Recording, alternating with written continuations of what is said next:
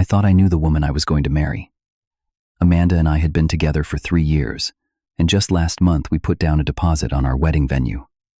My mom cried when we told her, but lately something felt different. Amanda was always on her phone, avoiding eye contact, claiming she was too tired for anything. I told myself it was just wedding stress. Until that Friday afternoon when I came home early and heard her voice drifting from the living room, talking to someone about the right time to leave me. Before I tell you what happened next, I would love to know where you are watching from. Drop your location in the comments and hit that like button. And if you want to hear how this all played out, make sure you subscribe because this story gets intense fast. Looking back now, I can see the cracks forming long before that Friday. But when you love someone, you convince yourself everything is fine. You make excuses. You tell yourself tomorrow will be better. Amanda and I met 3 years ago at a coffee shop where she worked as a barista. I was a regular, stopping by every morning before heading to my job at the accounting firm downtown. She always remembered my order without asking. Cappuccino, no sugar. That small gesture made my mornings better. After weeks of small talk across the counter, I finally asked her out. She said yes with this bright smile that made me feel like the luckiest guy alive. Our first year together was everything you hope for in a relationship. Weekend road trips to the coast, late nights cooking dinner together in her tiny apartment kitchen, laughing when we burned the pasta. She would fall asleep on my chest while we watched movies, and I would just lie there, thinking about how grateful I was to have found her. My friends said we were that couple, the ones who made everyone else believe in love. I proposed to her last spring at that same coffee shop where we met. I worked with her manager to close the place early, set up candles everywhere, had our song playing softly in the background. When Amanda walked in and saw the setup, she started crying before I even got down on one knee. She said yes, immediately wrapping her arms around me so tight I could barely breathe. Everyone who knew us said we were perfect together. Her parents loved me. My family adored her. We were building something real. But around 2 months ago, things started shifting. At first, the changes were so subtle I almost missed them. Amanda began spending more time on her phone, and whenever I walked into the room, she would quickly turn the screen away or set it face down on the table. When I asked what she was looking at, she would say it was just work emails or texts from her friends. She worked at a marketing company downtown, and her hours started getting longer. She would come home at 8 or 9 at night, claiming her boss had her working on a major campaign. The physical distance grew too. We used to cuddle on the couch every evening, her head on my shoulder, while we watched our favorite shows. But suddenly she was always too tired. She would sit on the opposite end of the couch, scrolling through her phone with that distant look in her eyes. When I tried to hold her hand, she would let me for a minute, then pull away to adjust her hair or grab a drink from the kitchen. I tried to reignite the spark. I made reservations at the Italian restaurant where we had our first date. I picked her up from work with flowers, opened her car door, did everything right. But through dinner, she barely touched her food. She kept checking her phone, giving me one-word answers. When I asked if everything was okay, she forced a smile and said she was fine, just stressed about the wedding planning. I believed her because I wanted to, because the alternative was too scary to consider. My mom noticed it too. She pulled me aside after Sunday dinner one week and asked if Amanda was feeling all right. She said Amanda seemed distracted, not herself. I defended her, said she was just overwhelmed with work and wedding preparations. Mom nodded, but I could see the concern in her eyes. She told me that planning a wedding can put a lot of pressure on couples, that it was normal to have rough patches. I held on to that explanation like a lifeline. Then came that Friday. My company had scheduled a system maintenance shutdown, so they sent everyone home at noon. I decided to surprise Amanda. Maybe we could grab lunch together, take a walk in the park, remember what it felt like to just be us. I pulled into our apartment complex garage and saw her car already there. That was strange because she should have been at work for another few hours, but I smiled, thinking maybe she had the same idea I did. Maybe she got off early too, and we could actually spend the afternoon together. I grabbed my keys and headed up to our third-floor apartment. The hallway was quiet, just the hum of the building's air conditioning. I unlocked the door slowly, still thinking I might surprise her. But then I heard her voice coming from the living room. She was on the phone, her tone low and urgent, in a way that made me pause with my hand still on the doorknob. I should have announced myself right then. Should have called out her name and walked in like everything was normal. But something in her voice stopped me. There was an emotion there I had not heard in months.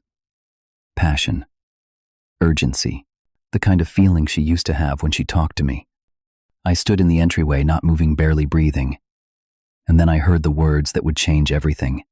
I do not know how much longer I can keep doing this, Brooke. Brooke was Amanda's best friend from college. They talked almost every day. I heard Brooke's muffled response through the phone speaker, but I could not make out the words. Then Amanda continued, and every syllable felt like a knife. I am just not attracted to him anymore.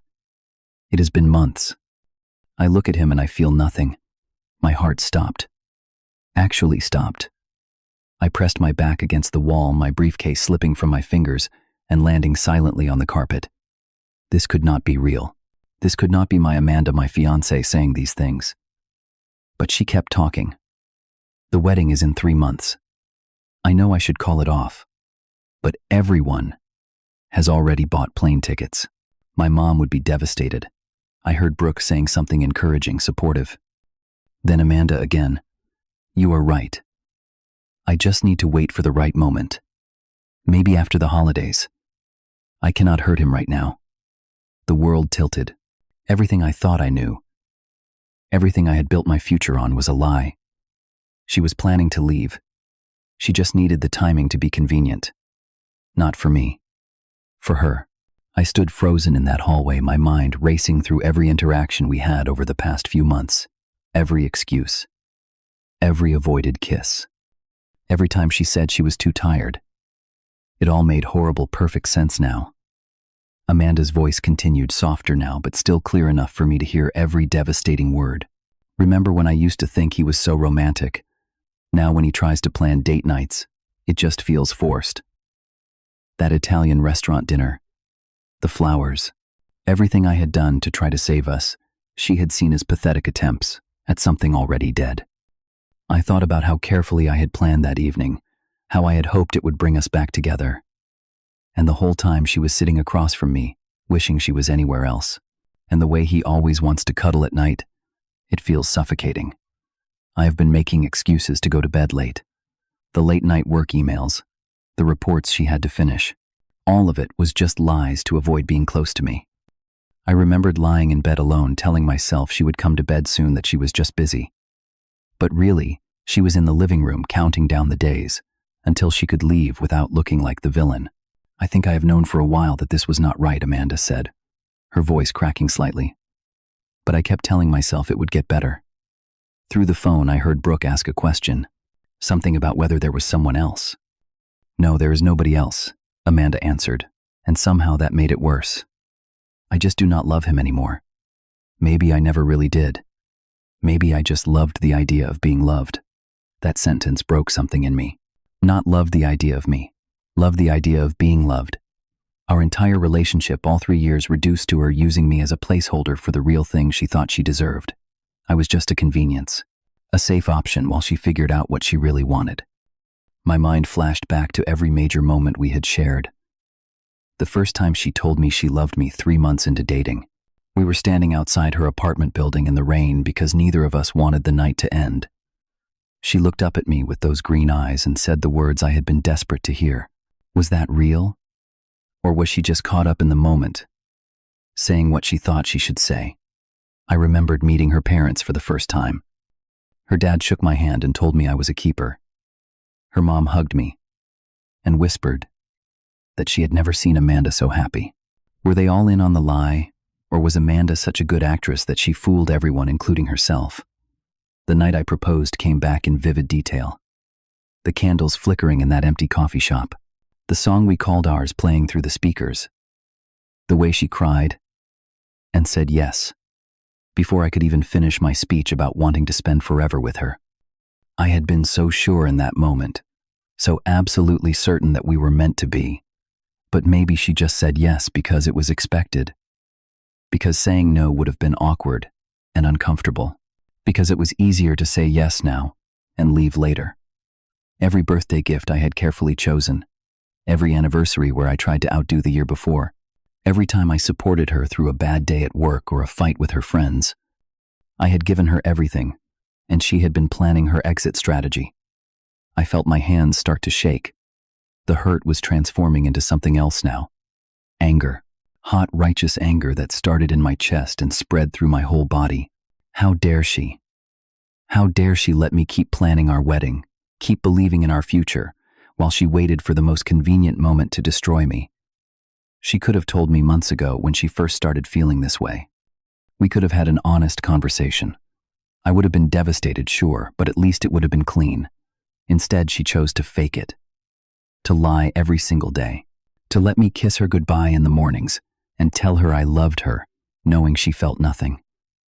I thought about our wedding venue, the deposit we had just put down, the invitations we were supposed to order next week, my mom's tears of joy, my dad patting me on the back and telling me I had found a good one. All of it was built on Amanda's deception.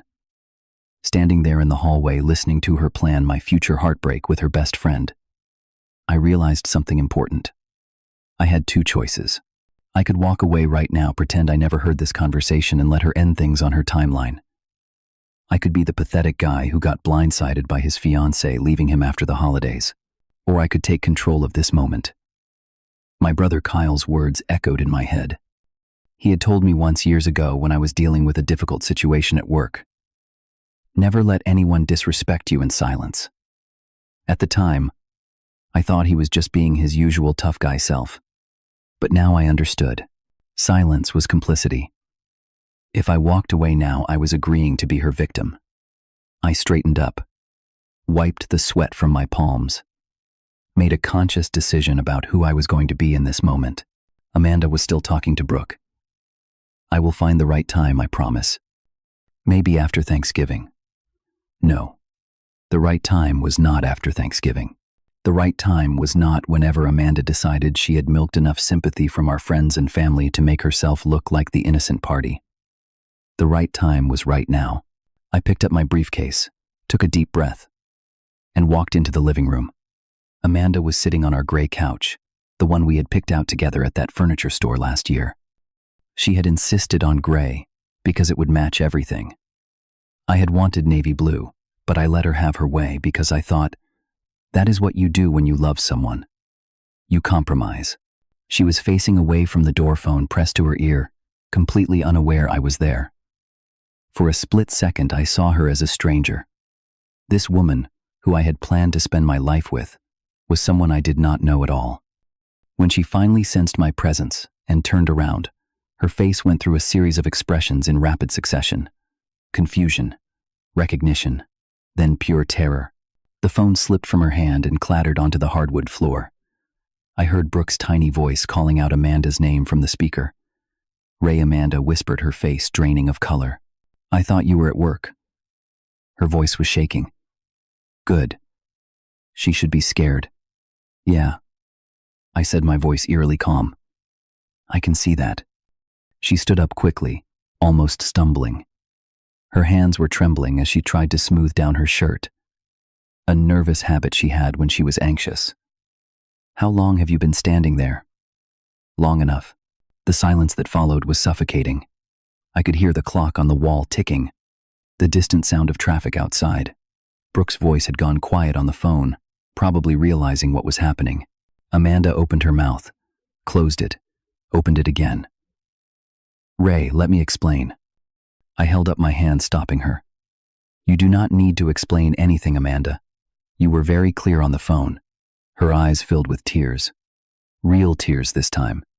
Not the fake ones I had been getting for months. Ray, please. It is not what you think. It is exactly what I think. I kept my voice level, refusing to give her the satisfaction of seeing me lose control. You are not attracted to me. You do not love me. You are just waiting for the right time to leave. She shook her head violently, tears spilling down her cheeks. I was confused. I was talking to Brooke because I needed someone to talk to. You needed someone to help you figure out how to leave me without looking like the bad guy. The accuracy of that statement hit her like a physical blow. I saw it in the way she flinched, in how her shoulders sagged. She knew I was right. "We can work this out," she said, desperation creeping into her voice. She took a step toward me. "Couples go through rough patches. We can go to counseling. We can fix this." I took a step back, maintaining the distance between us. "This is not a rough patch, Amanda. You said you feel nothing when you look at me." "I did not mean it like that." "Yes, you did. And you know what, I believe you." That stopped her. She had expected me to argue, to beg her to take it back, but I was done pretending. I looked around our apartment. The photos of us on the walls, smiling like we did not have a care in the world. The couch we had picked out together. The kitchen where we had cooked meals side by side. The bedroom where I thought we had been building intimacy. All of it felt like props in a play I had not known I was performing in.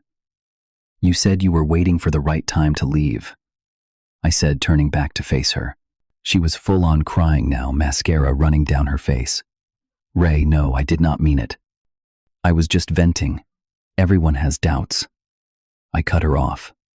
My next words came out calm and final. "The right time is now." The shock on Amanda's face was complete. Her mouth fell open. Her eyes went wide. This was not how she had pictured this going. She thought I would cry, plead, ask her to give us another chance. She thought she would be the one in control, breaking up with me when she was ready. But I had just taken all of that power away from her. "Ray, wait," she stammered, reaching out toward me.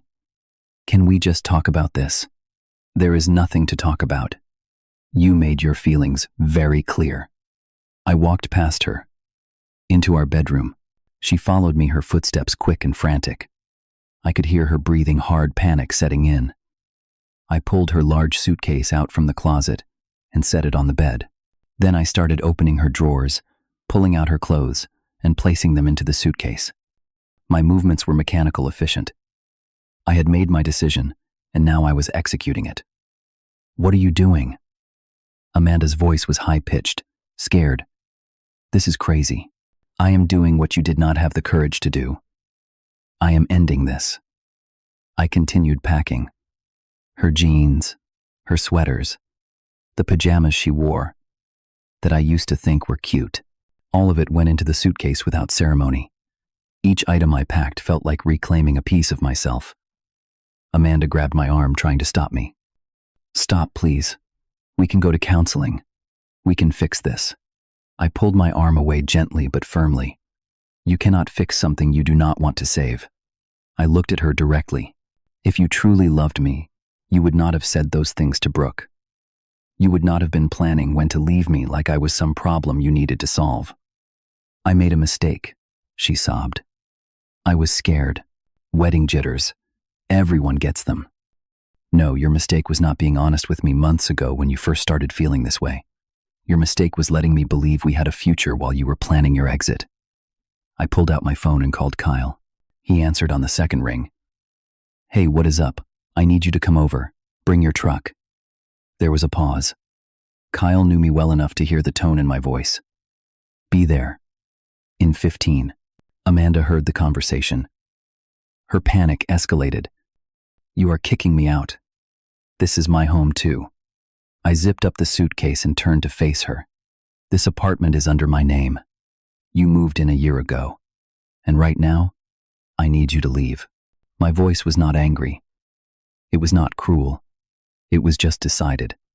And that finality scared her more than any amount of yelling could have. She sat down on the edge of the bed, crying into her hands. "Where am I supposed to go?"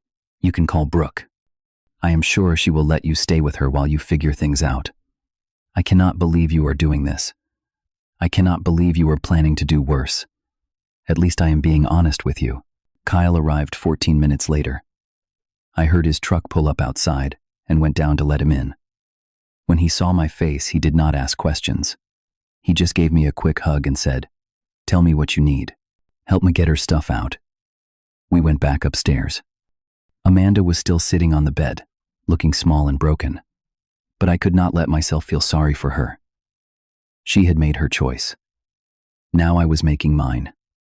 Kyle grabbed the suitcase. I gathered some of her other belongings, her laptop, her makeup bag, the books on her nightstand. We made 3 trips down to his truck, loading everything into the bed. Amanda followed us down on the last trip, standing in the parking lot looking lost. "Can we please talk about this tomorrow, when we have both calmed down?" she tried one more time. "There is nothing left to say," I replied. "You wanted out. Now you are out." Kyle looked between us, understanding the situation completely. "Amanda, I can give you a ride to wherever you need to go." She looked at me one last time, searching my face for any sign that I might change my mind. But I had nothing left to give her. The man who would have done anything for her died the moment I heard her say she felt nothing. When she looked at me, she got into Kyle's truck. As they drove away, I stood in the parking lot watching the taillights disappear around the corner. My phone buzzed. It was a text from Amanda. "I am so sorry. Please, can we talk?" I blocked her number. Then I went back upstairs to the apartment that was now just mine. The first night alone was strange. The apartment felt bigger, somehow emptier. I sat on the couch where Amanda had been sitting just hours earlier when she was planning her exit strategy. The irony was not lost on me. She had been sitting in this exact spot figuring out how to leave, and I ended up being the one who made it happen. Kyle had offered to stay, but I told him I needed to be alone. I needed to sit with what had just happened and process it without anyone watching me. The TV was off, no music playing, just silence and the sound of my own breathing. I did not cry. I thought I would, but the tears did not come. Instead, I felt something else. Relief.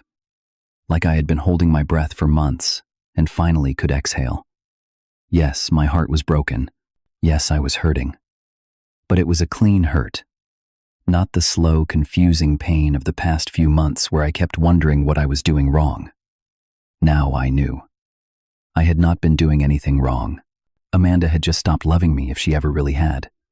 And instead of being honest, she had let me live in a fantasy while she waited for the courage to destroy it. Kyle came back the next morning with coffee and breakfast sandwiches. He sat across from me at the kitchen table and just waited. Finally, I told him everything. The phone call I had overheard. The things Amanda had said. The look on her face when I told her the right time was now. "You did the right thing, man," Kyle said when I finished. "I know it does not feel like it right now, but you saved yourself from something way worse." He was right. If I had not come home early that day, if I had not heard that conversation, I might have married her. We would have stood at that altar in 3 months, and I would have promised forever to someone who was already planning her escape. We might have made it a year, maybe 2, before she finally worked up the courage to leave. And by then, we might have had a house together. Maybe even kids. The pain would have been so much worse. Instead, I had ended it on my terms. I had not begged. I had not bargained. I had simply recognized that I deserved better than someone who stayed with me out of obligation and fear of judgment. The hardest part was telling my family. My mom cried, but not because she was disappointed in me.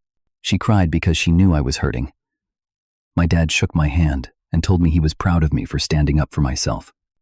"Better to find out now than after the wedding," he said, echoing what Kyle had told me. Canceling the wedding venue was painful. The woman on the phone was sympathetic when I explained the wedding was off. We lost the deposit, but honestly, that money was worth it to escape a marriage built on lies. Telling friends was awkward. Everyone had an opinion. Some people thought I should have tried to work it out.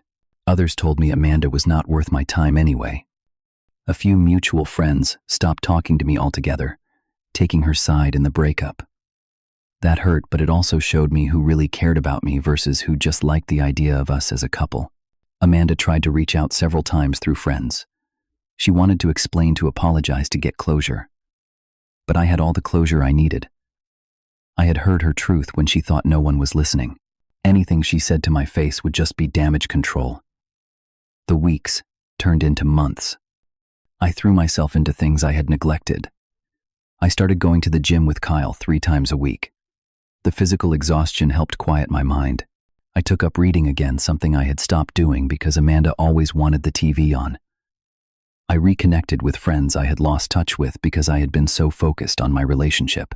Work became a welcome distraction.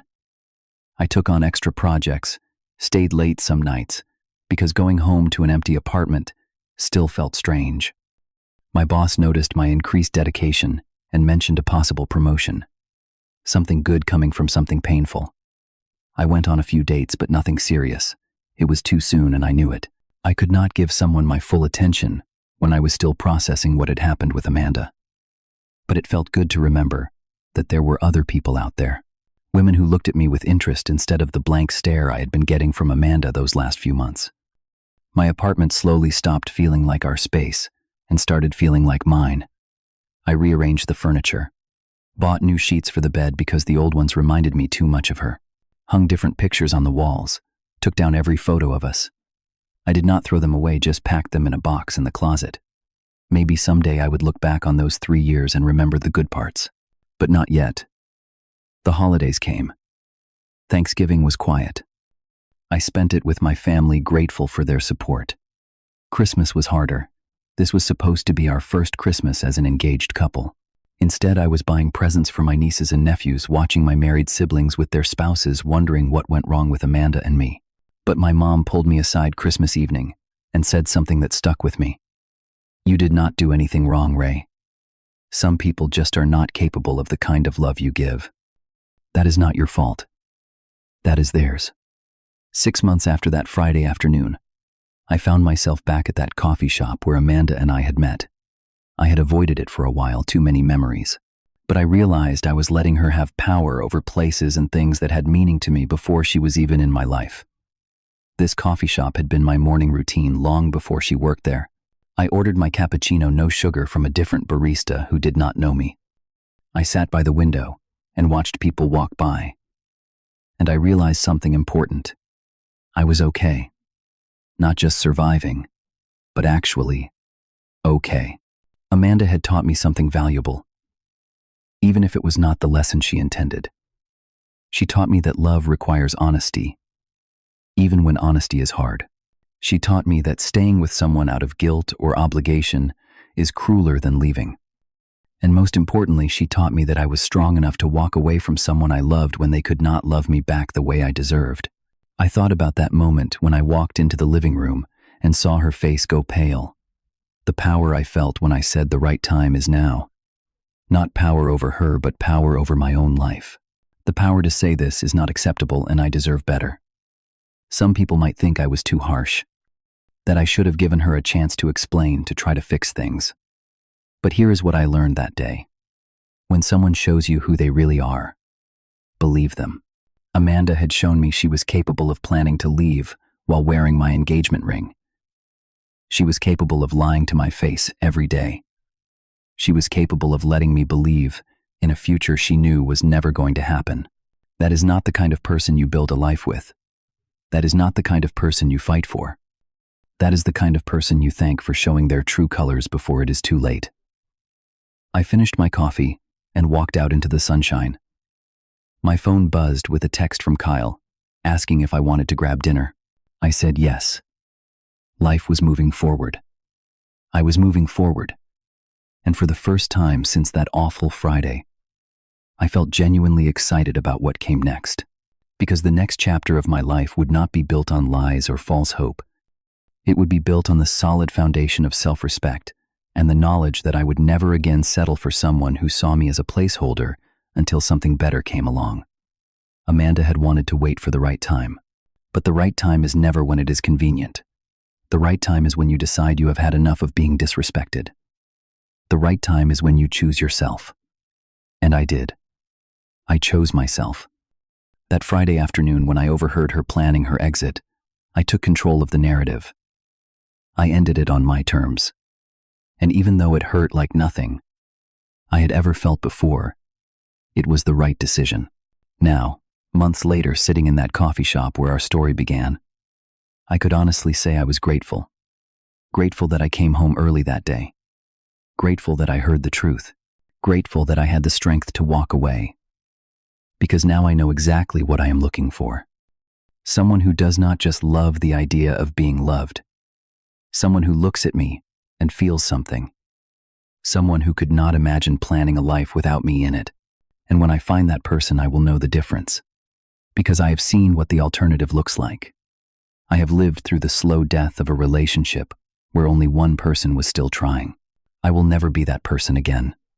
The one who ignores the signs, the one who makes excuses, the one who stays because leaving is hard. I learned that sometimes the most loving thing you can do for yourself is walk away. And the right time to walk away is not when it is convenient or comfortable. The right time is the moment you realize your worth.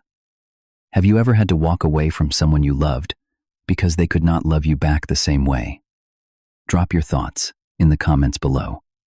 And if this story resonated with you, hit that like button and subscribe for more real-life stories about love loss and finding yourself again. Share this with someone who might need to hear that they deserve better. Thank you for listening to my story.